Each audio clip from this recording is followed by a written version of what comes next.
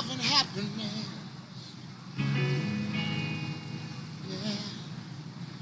Something that can make you do wrong, make you do right. Yeah. Love.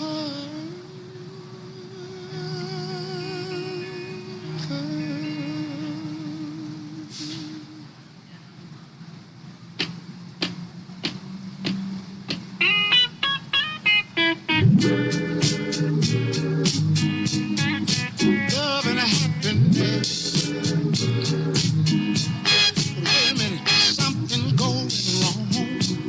Someone's on the phone, 3 o'clock in the morning.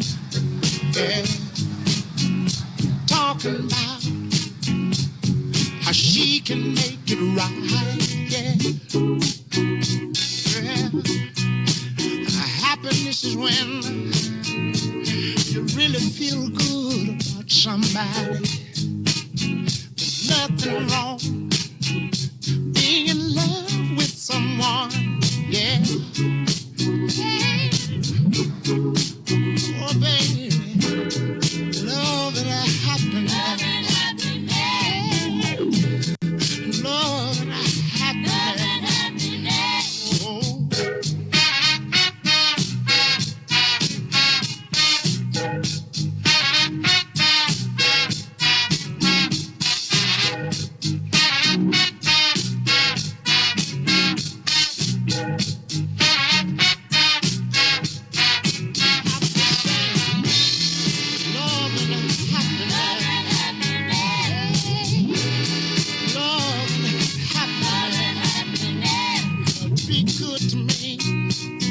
I'll be good to you. We'll be together. Yeah. See each other. Walk away with victory. Yeah. Yeah. Oh, baby. Love and happiness. Oh, yeah. Love and happiness. Oh.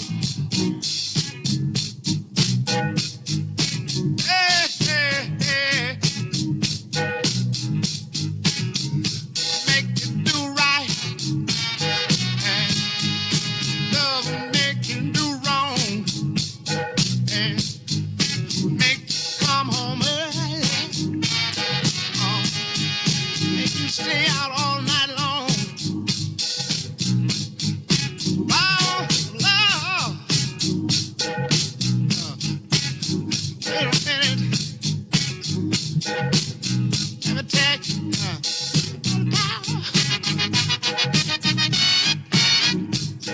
Oh, love. Hey, hey, hey.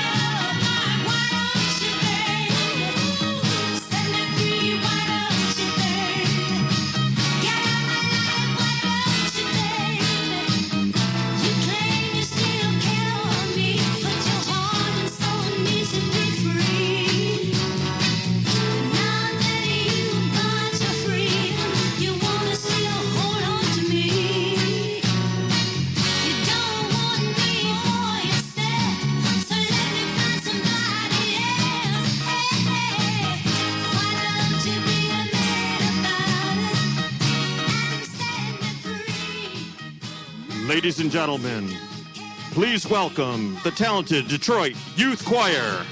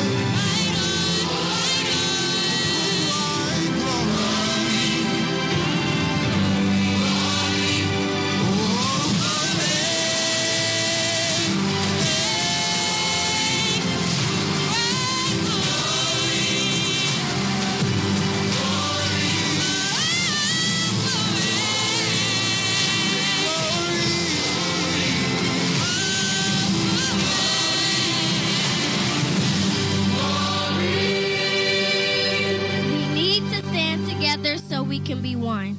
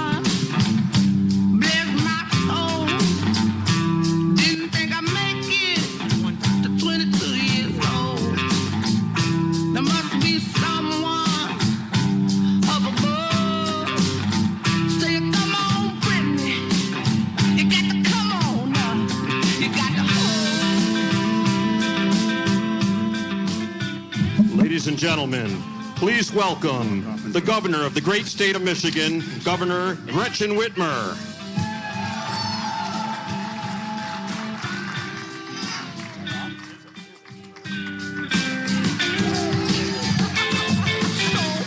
All right, we're small, but we're mighty, right?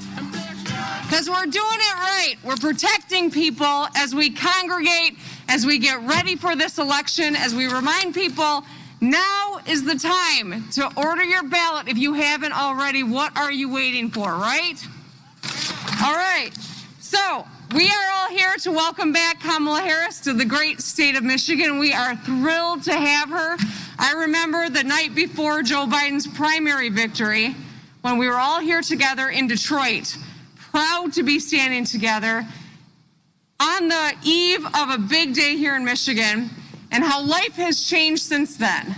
Let's take 1 minute and show some gratitude to the Detroit Youth Choir who just entertained us, who's phenomenal.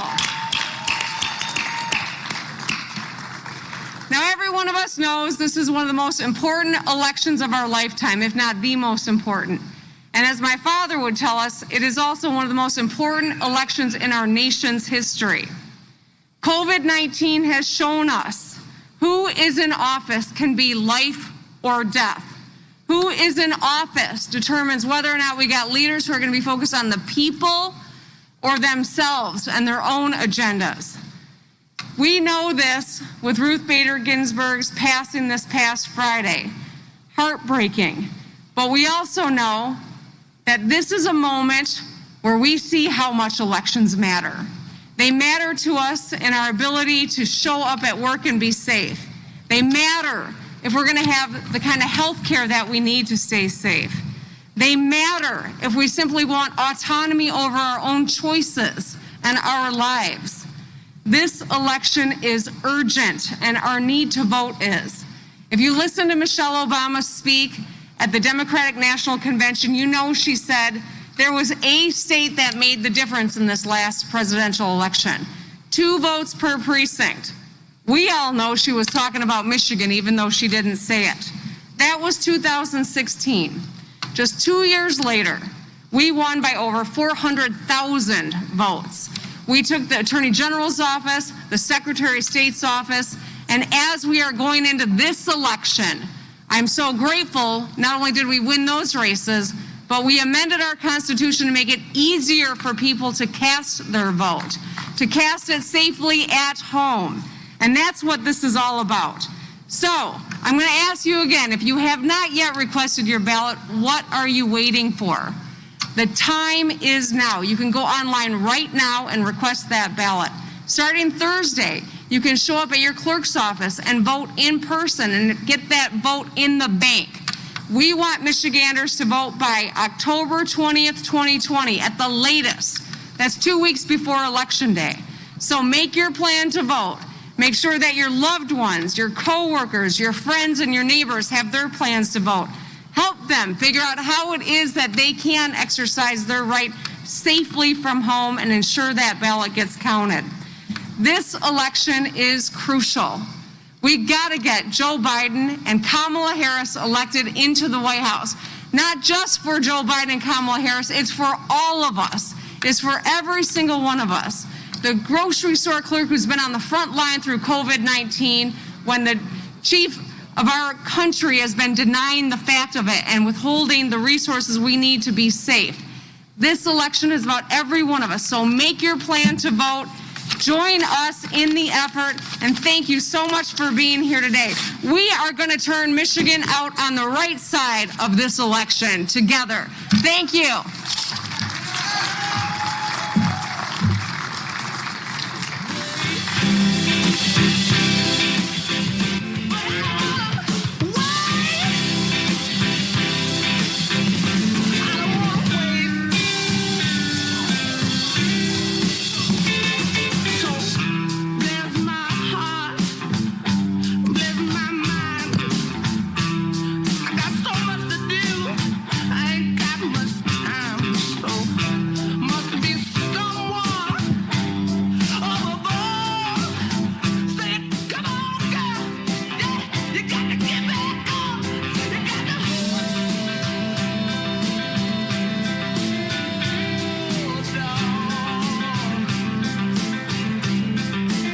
Ladies and gentlemen, please join me in welcoming the U.S. Senator from the state of Michigan, Senator Debbie Stabenow.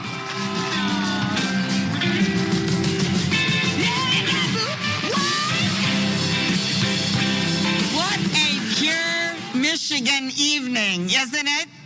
I am so glad you are all here. The Detroit Youth Choir was awesome as usual. So proud of them. And I just want to say, aren't we lucky to have Governor Whitmer as our governor at this critical time? She's tough, she's smart, and she's committed to doing the right thing for everybody in Michigan. And we're here tonight because we've got another tough, smart, courageous woman with us tonight. And with all of our help, she's going to be the next Vice President of the United States, Kamala Harris.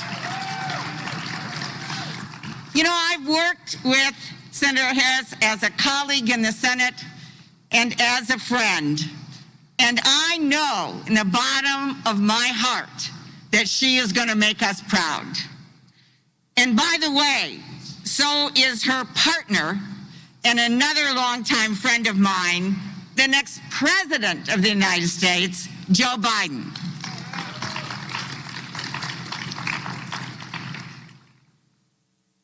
Today, we're grieving the loss of the ultimate, lifelong example of the words tough, smart, courageous, and doing the right thing. An incredible hero for millions of us, our beloved RBG, Justice Ruth Bader Ginsburg. With the tragedy of her passing, it's now up to us, it is up to us to embody her same courage and her same determination to fight for what's right and just for all Americans. With this new Supreme Court vacancy, everything's on the line. We know that. All of our freedoms, civil rights, our way of life. And with this election, too, it's all on the line, including who we are as Americans and, frankly, who we are as human beings. And that's literally true. Now, it's easy to be depressed right now. But I want to tell you, this is not a time to agonize or give up. It's a time to organize and stand up. Not agonize, organize. Not give up, but stand up. This is our moment. This is our time to register and vote. This is our time to say enough is enough. We've had it with the chaos and the corruption and the daily lies and the stoking of racial hatred. And yes, Black Lives Matter.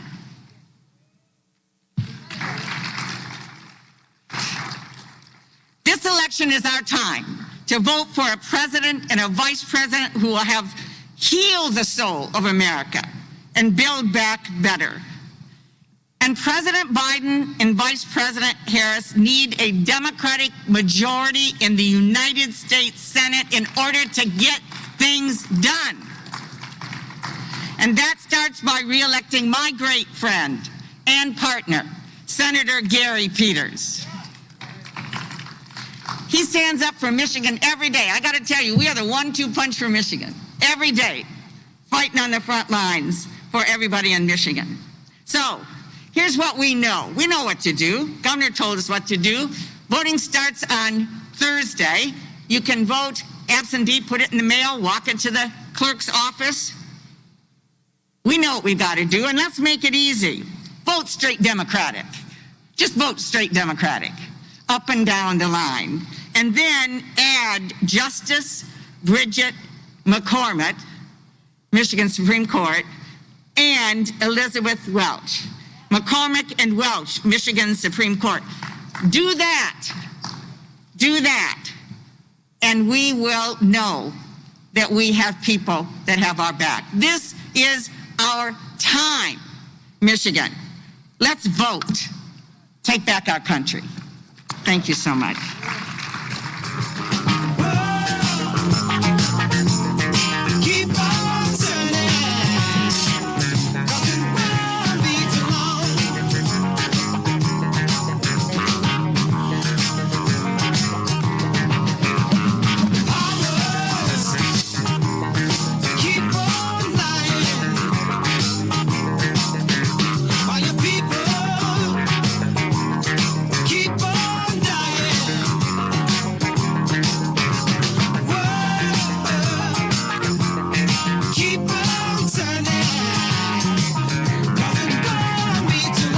Gentlemen, please give a warm welcome to the City of Detroit Mayor, Mike Duggan.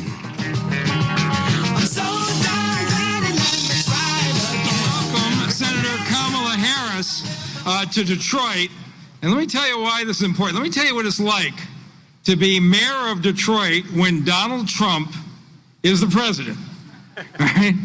In March, when we got hammered with COVID, we were losing 50 people a day. We needed test kits to test the folks in the nursing homes to figure out which ones were sick and why they were dying. When the hospital workers, the nurses, needed gowns and masks because they were getting sick and dying with people packed on gurneys in the hallway. And we turned to the federal government for help and leadership. And you know what Donald Trump said? I'm not a shipping clerk. It's not my job. You're on your own. Think about what that would have meant in 2009 when GM and FCA were about to close down in bankruptcy. If Barack Obama and Joe Biden had said, it's not my job, we wouldn't have 5,000 jobs at the FCA plant coming down the street, 2,000 more jobs at the GM plant with the new electric vehicles and trucks. And when we were in bankruptcy and Joe Biden came to town, and he was here over and over, and when I showed him that a third of the buses in the city were broken down in the garages, people couldn't get to work, he didn't say it's not my job. He came forward with a plan that got us those buses, and then he came out himself to see them delivered. That's how much he cared about us. And when I said to him, we've got to get people back to work, but so many of our talented workers are being held back by a criminal conviction, we've got to give folks who have served their time a second chance. He, along with the Labor Secretary, Tom Perez, got us a grant. We went down the street to the Detroit Detention Center, and folks who were about to finish their prison sentences, we trained them to be forklift operators and pre-construction workers and cooks in restaurants, and we literally took them when they got out of prison on Friday into a job on Monday because Joe Biden cared.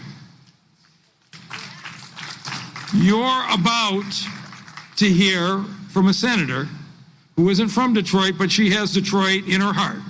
When she was the district attorney in San Francisco, she started a program called Back on Track to take people who had been convicted and give them a path right back into the workplace to say you have that second chance. She didn't do this year when it became politically popular.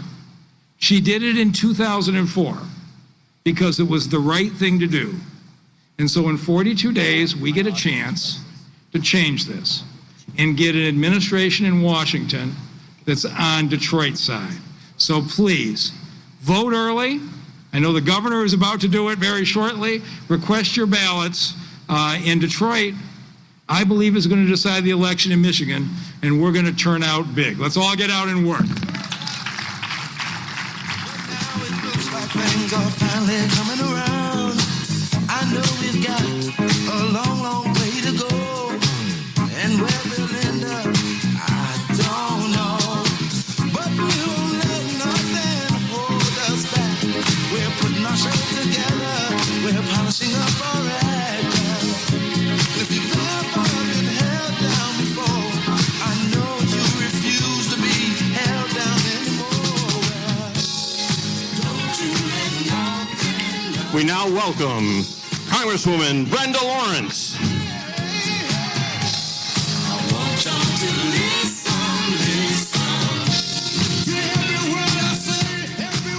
Hello, everyone. I am so glad to see you all here. I want you all to think about you're the placeholders for about 10,000 more of you around Michigan, because we're in this to win this.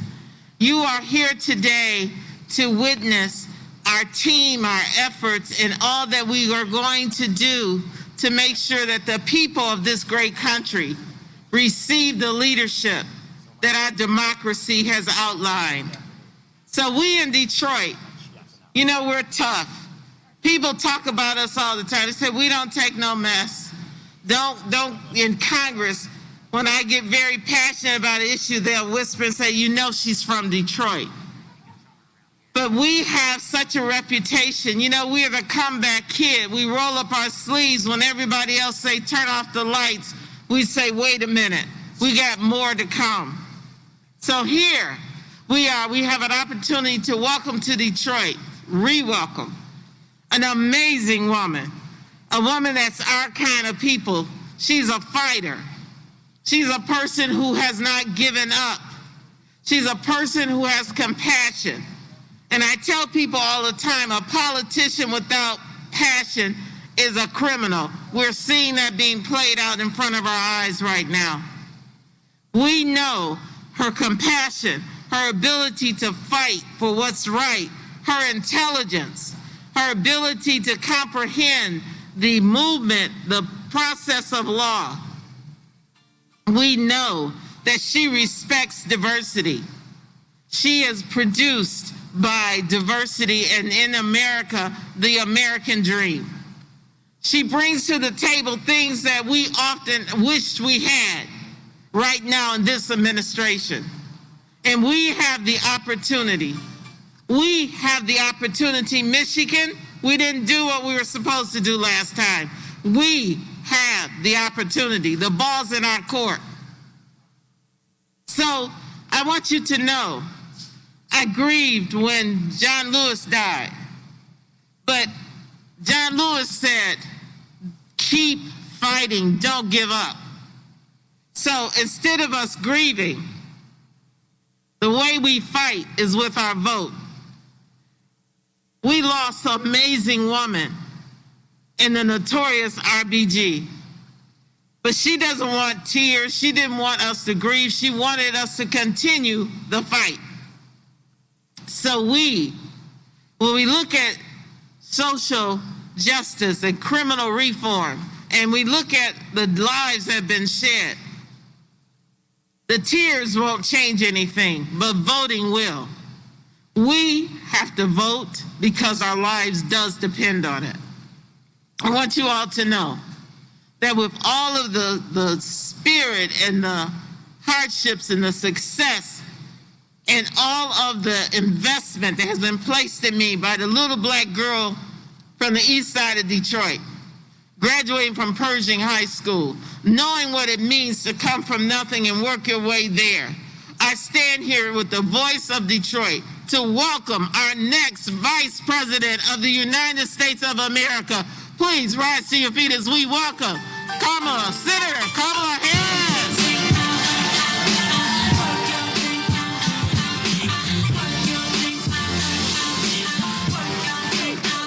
So many girls, I hear you've been running from the beautiful queen that you can be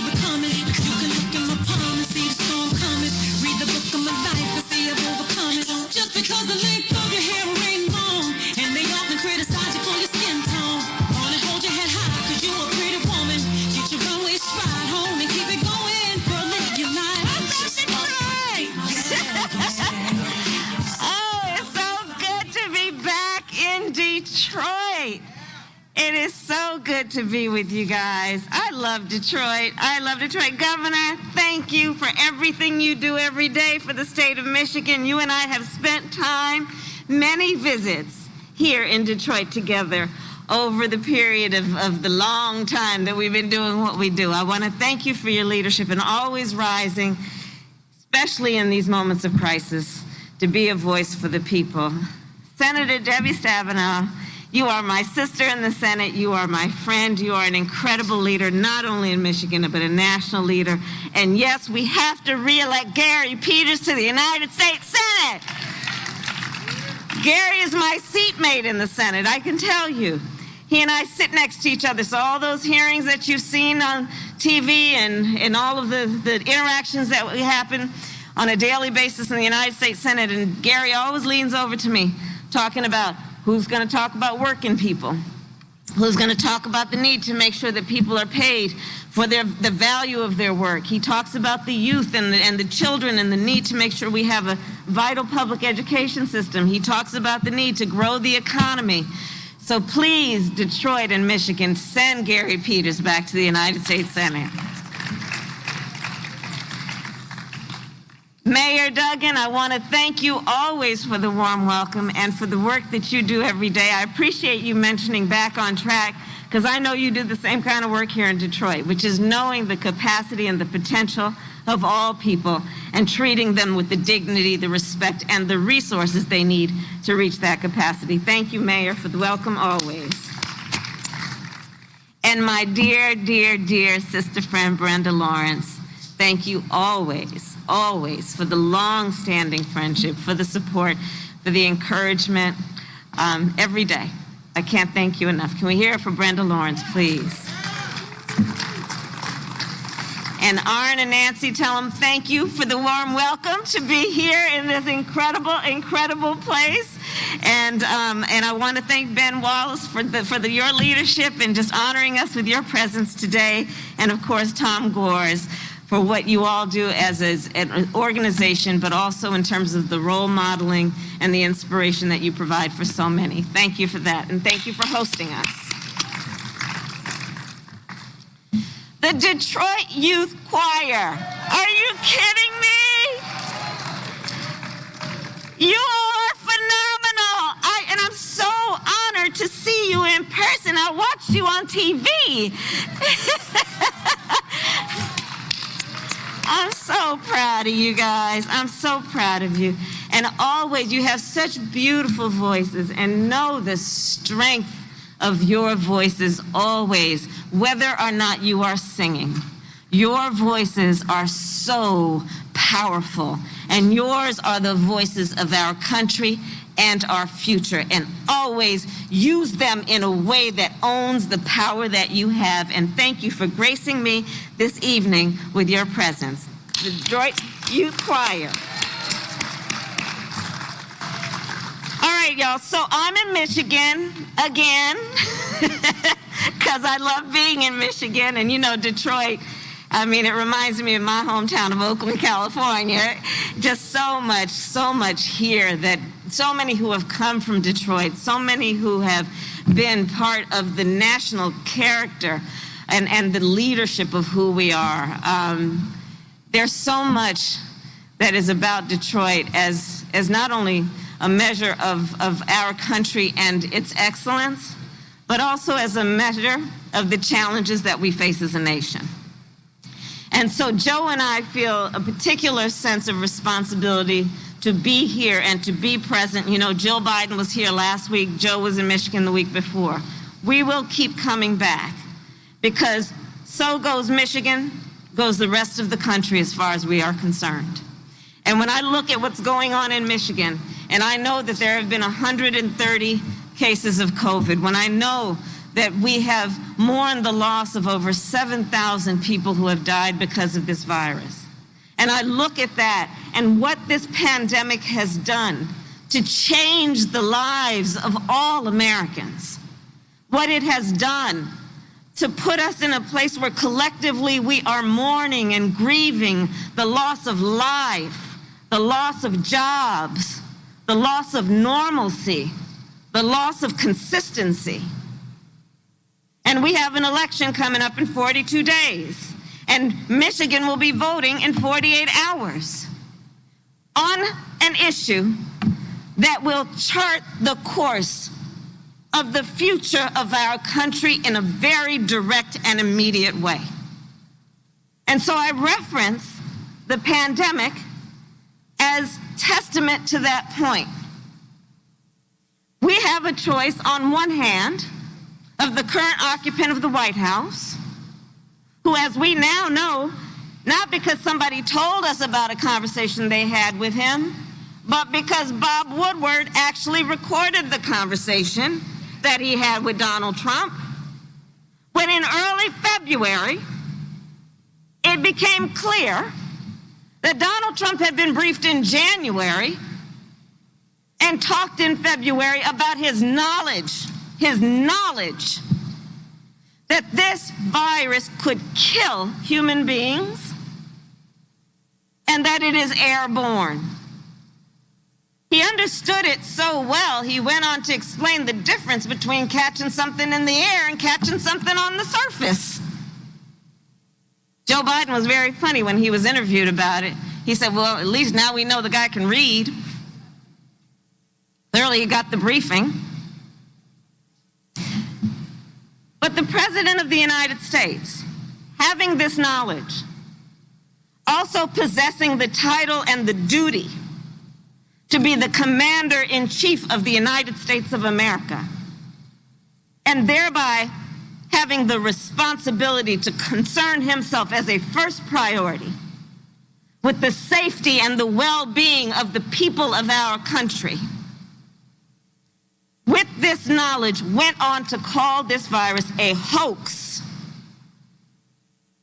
went on to suggest that we should dismiss what the public health professionals were telling us.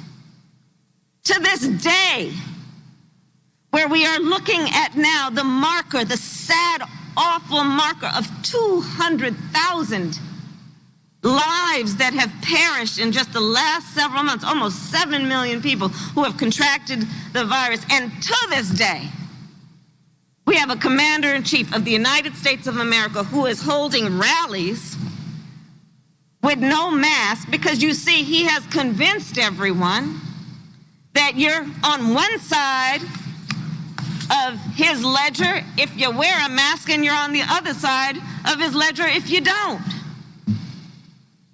Making value judgments about people who are concerned with not dying. We're talking about the President of the United States. We deserve better. We deserve better. We deserve better.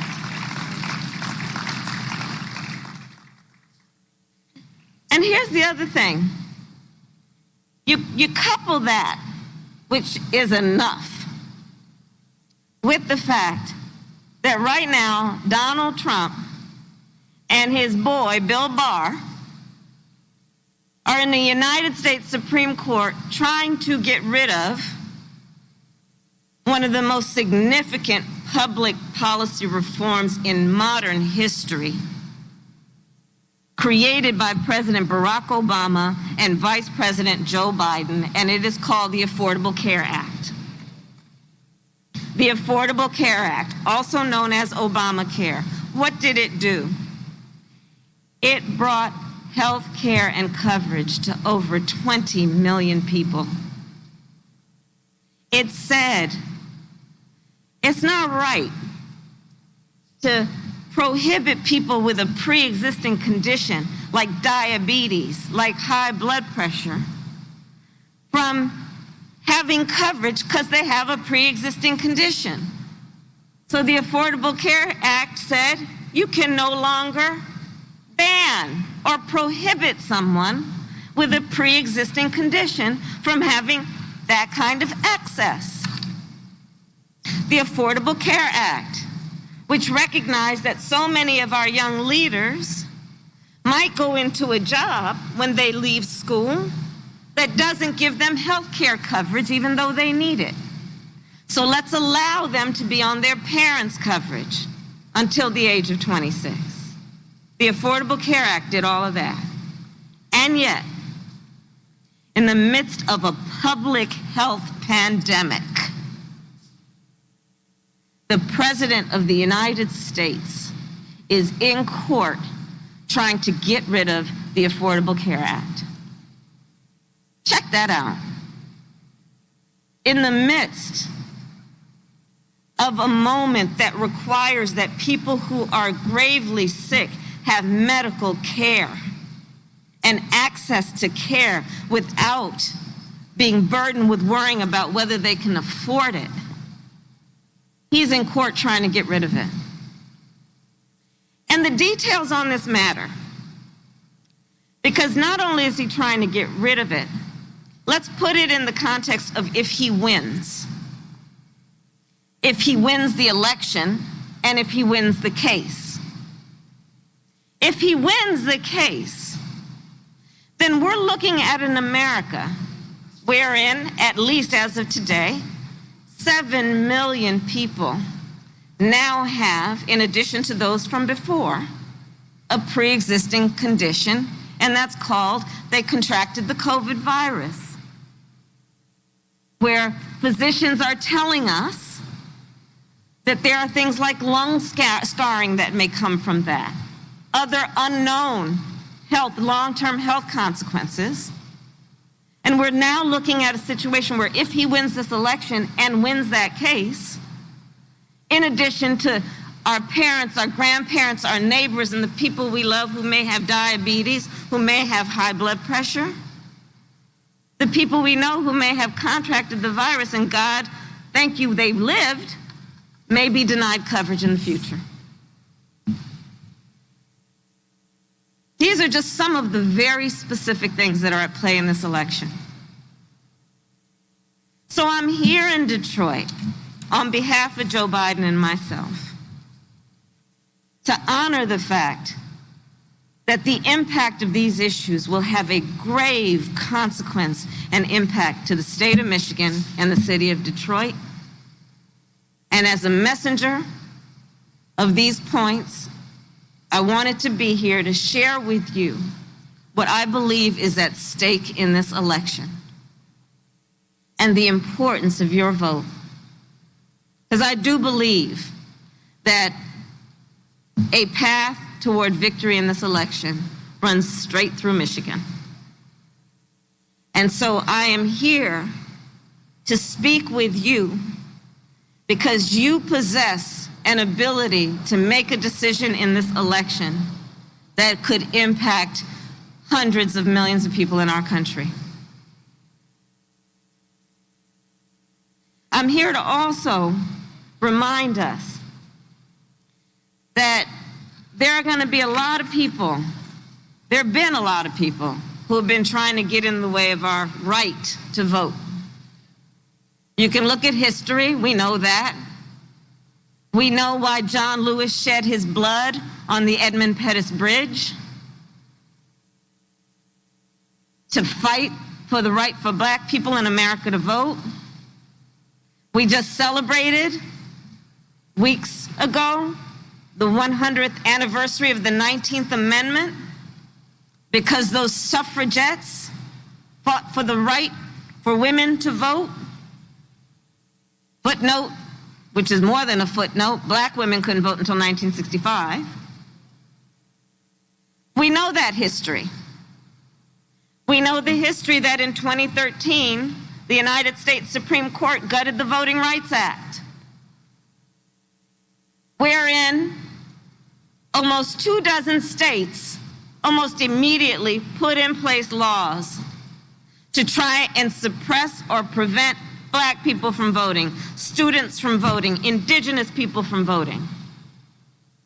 The effort was so obvious that, as an example, in North Carolina, the Court of Appeal, when they reviewed what that state did, said that that state did it with, quote, surgical precision to prevent Black folks from voting. 2013, Shelby v. Holder, that case. 2016, I serve on the Senate Intelligence Committee. Believe what you have been told. Russia interfered in the election of the President of the United States with a misinformation campaign, with an intent to cause the American people to distrust one of the most important pillars of our democracy, which is our election system. And believe what you are being told, that they will do it again. So Detroit, I think all of this begs a question. Why are so many powerful people spending so much time to prevent us from voting? Why are they going through so much trouble to make it difficult or confusing for us to vote?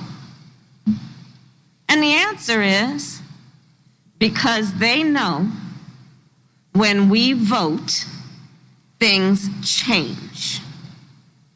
They know when we vote, things change. So let us not let anyone take our power from us. Let us not let anyone take our power, that is the power of our voice through our vote, from us. We must vote, and we must vote early.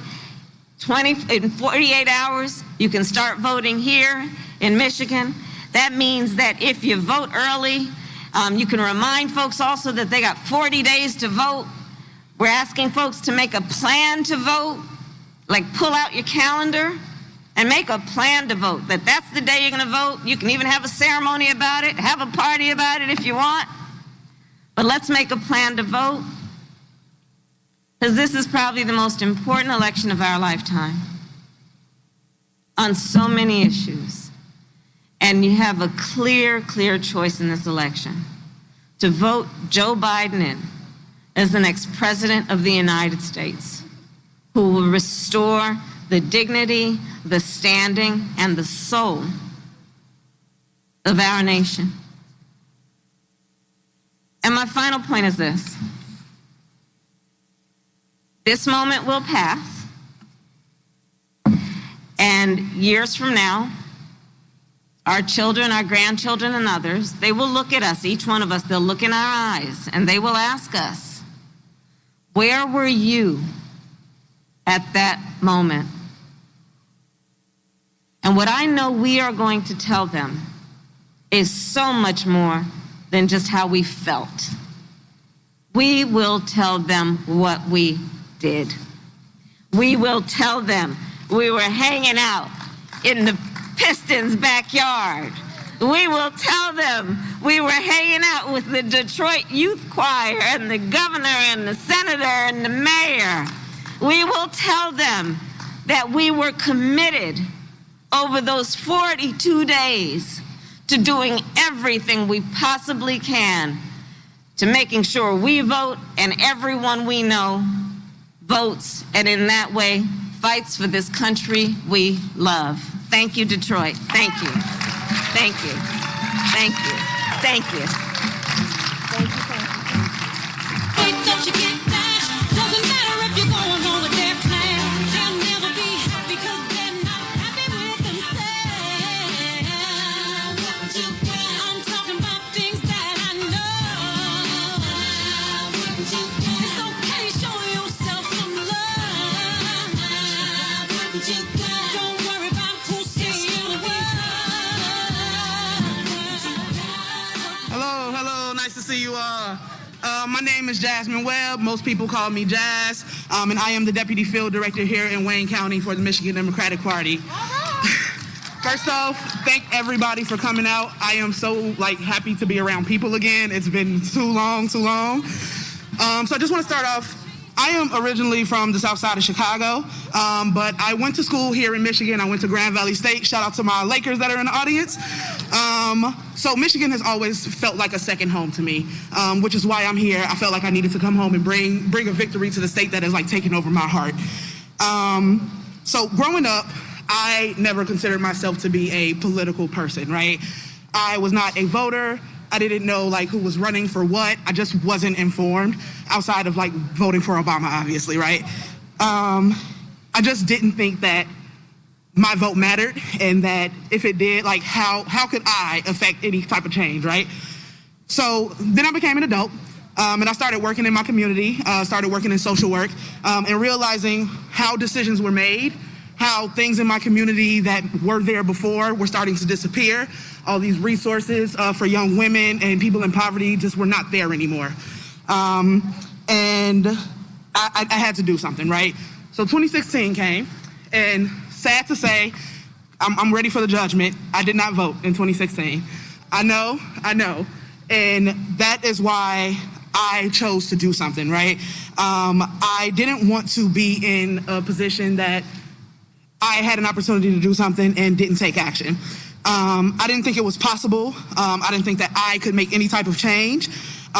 So fast forward a couple of years, and I was able to join the J.B. Pritzker campaign in Illinois, who was running for governor at the moment. So with that, while working on that campaign, I kind of thought to myself, how dare I have the audacity to complain about anything that I didn't do anything about? So while being on that campaign, started off volunteering. By the end of the year, I was a full-time employee. During one of our events, I was talking to one of our volunteers, an 82-year-old woman. I don't remember a whole lot of the conversation, but I do remember that she asked me, what would you do if you weren't scared? And I did not have an answer for her at the moment.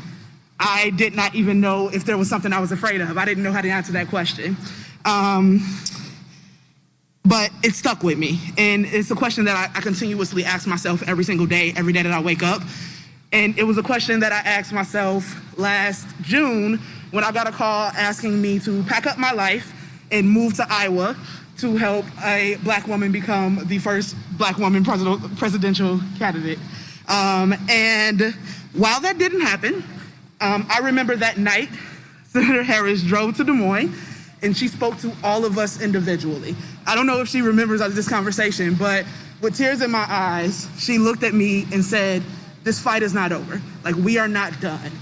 And I took that, and myself and hundreds of my other colleagues across the country, we decided to stay in this fight with the person who we knew would have the best chance of taking Donald Trump out of office, and that was Joe Biden.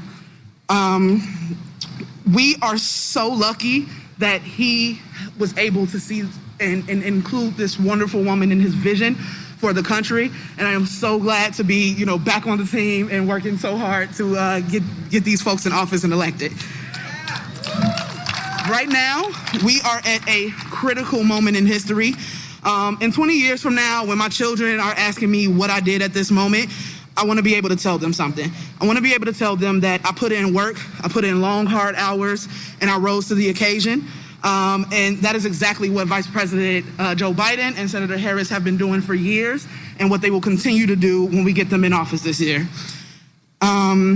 With early voting starting in only 2 days on September 24th, it is becoming increasingly important for our friends and family to get involved.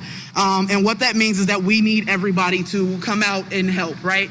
We have phone banks across the country.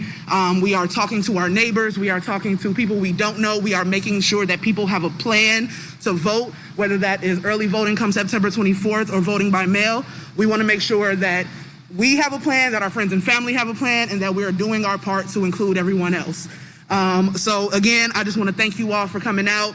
And one last time, I want you all to, when you get home tonight, check Mobilize America, and you will find a phone bank or a text bank in your area that you can sign up, you can make calls, and we can make a change. Thank you all for coming out. I appreciate you.